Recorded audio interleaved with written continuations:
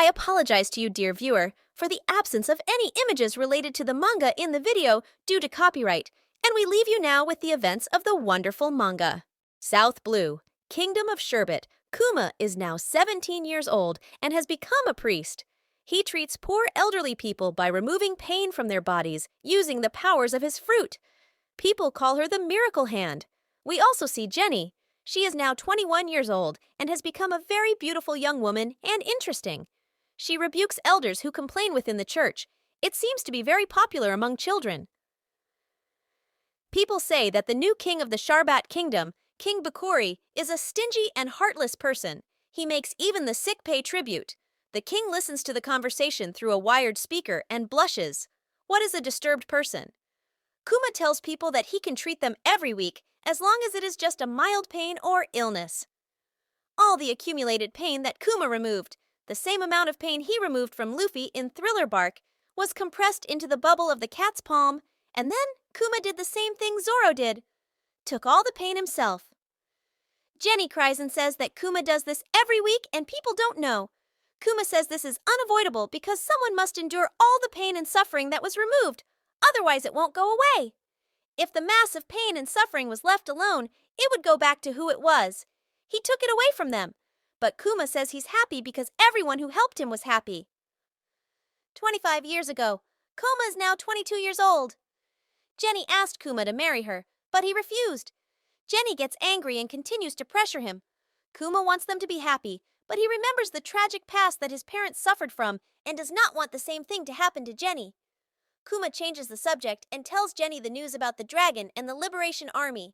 He tells her that the dragon is amazing and should be a hero. He adds that he wants to go out to sea one day and save many people. This is how he wants to live his life, the boys from the class.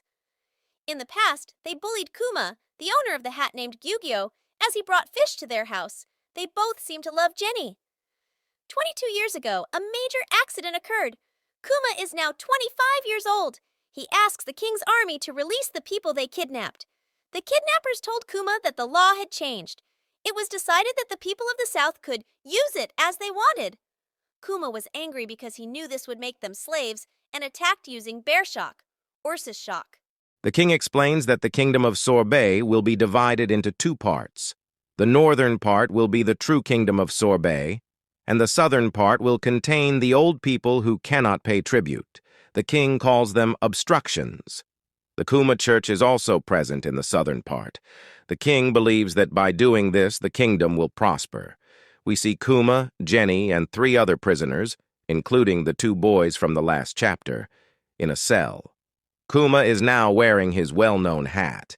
Suddenly, the Liberation Army arrives and attacks the kingdom of Sorbet and topples the king. Dragon and Ivankov appear.